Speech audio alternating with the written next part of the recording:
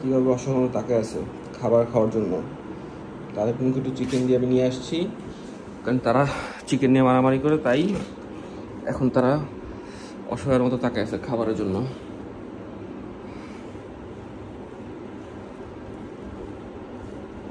নাও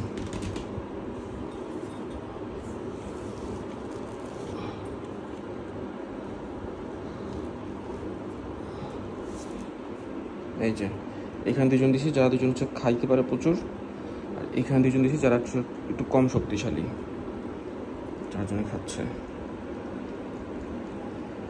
তারা চিকেনের গন্ধ ভাইয়া পাগল হয়ে গেছিল। এই যে খাচ্ছে এখন তারা।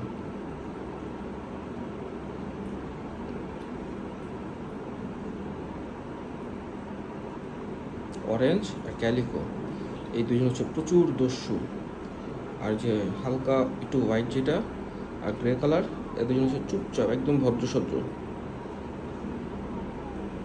খাও খাও।